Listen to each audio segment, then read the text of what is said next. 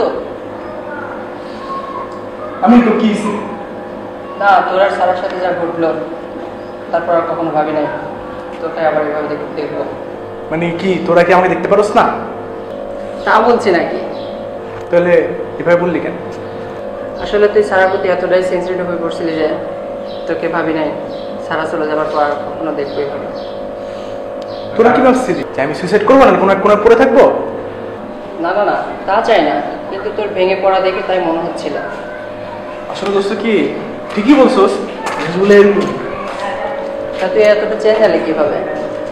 ওই যে দোস্ত নদীর পাড়ে বিকালে আসিস সব জানতে পারি। কি তুই এখনো নদীর পাড়ে যাস? আসলে কাজের সময় কাজ করি আর বিকেল নদীর পাড়ে যাই আসিস।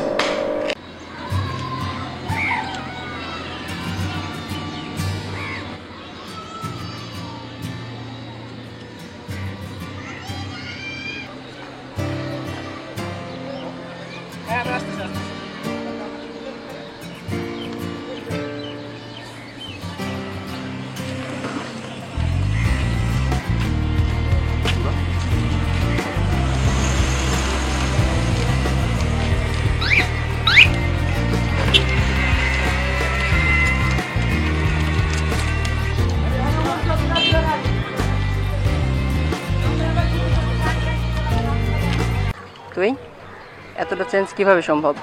তুই তো নদীর পাড়ে আসাটাই ছেড়ে দিয়েছিলি, বলেছিলি আর আসবি না। বাদ দে দোস্ত, আসলে যাই হোক, তো বলতো আমারে তোর সবচেয়ে কাছের মানুষকে যে তোর সবসময় কাছে থাকে। কখনো ভাবিনি, কেন বলতো? জানিস আমার সবচেয়ে কাছের মানুষ হচ্ছে আমার বাবা। সারা তো জাস্ট এমনিই ছিল অতিথির মতো, সে মনে করছে জীবনটাই পুরো তছনছ করে দিয়েছে আমার। সব তো বুঝতে পারলি, তো এখন কি হয়েছে বল। দোস্ত আসলে আমি আমার জীবনে কিছু পাই আর না পাই, ঠিক আছে, কিন্তু আমার বাবারে পাইছি। তুই জানো এমন একটা পার্সন, সে মনে কর যে আমি লাইফে যা পাই না তা শিখাইছে আমার। চিন্তা কর যে তোরা যা করতে আজে বাজে জিনিস সবই আমার বাবা আমার শিখাইছে। ইভেন সারা সাথে যে প্রেম করতাম সেটাও শিখাইছে, মেয়ে পটানো সেটা পর্যন্ত আমার বাবা শিখাইছে। আঙ্কেল তোরা মেয়ে পটানো শিখাইছে? আসিস না দোস্ত, আসিস না। আসলে কি বলবো তোরে, সারা তো আসলে ওর বাবার পছন্দের ছেলের বিয়ে করছে আমার বাদ দিয়ে, ঠিক আছে। তো দেখা গেছে যে ও আসলে ওর বাবারে কষ্ট দিবে না, তাই ওর বাবা মানে নিজের ভালোবাসারে আর কি বিসর্জন দিয়েছে। যাই হোক, তো এটা নিয়ে আর কি খুবই বিরহ হয়েছিলাম। আব্বু বাবা জিজ্ঞেস করতো আমারে যে কী হয়েছে, আমি বলতাম না, শেয়ার করতাম না। আব্বু চাইছিল যে ওনার আমি শেয়ার করি, যখন শেয়ার করলাম আব্বু শুনি না তো বলে যে আমি তো কোনো ছেলেকে জন্ম দিই না, আমি একটা মেয়েকে জন্ম দিছি। মানে আবার কি বেটা, জানোস বেটা আমার বাবা আমার কি বলছে, শালা তুই তো একটা মাইয়া বেটা, তুই ঘরে বসে কেউ কাঁদে? আমার বেটা আমার বাবার বলতেছে যে আরে বেটা তুই তো বেটা কি কি ভালোবাসছিলি নাকি আবেগের মোহে ছিলি, কোনটা? পরে আমি বললাম যে না আব্বু আসলে এরকম কিছু না।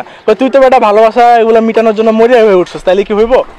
পরে আমি বললাম যে কি বলবো এখন। পরে আব্বু বলতেছে যে তুই যে যে জায়গাগুলোতে যাইতি, ঠিক আছে, সেই জায়গাগুলোতে আবার বারবার যাবি, যাতে ভালোবাসার চিহ্নগুলো মুছে না যায়।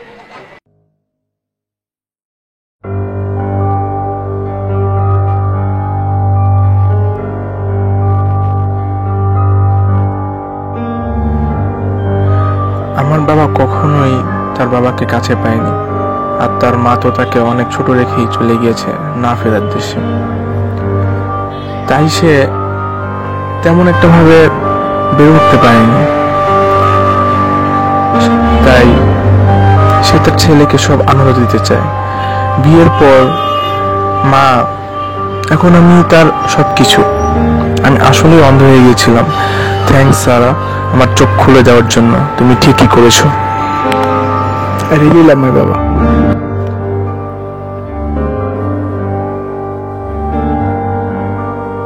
I also love you better.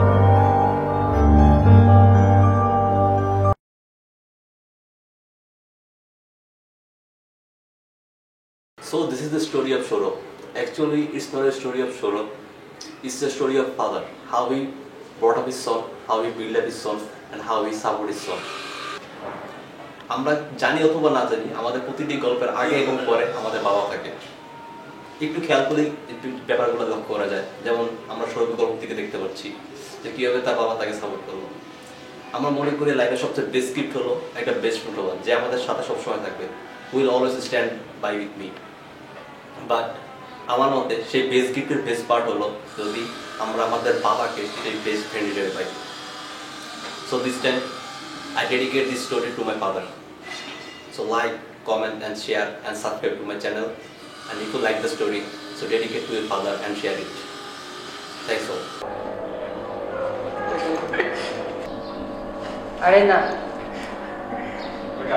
তা চাই না, কিন্তু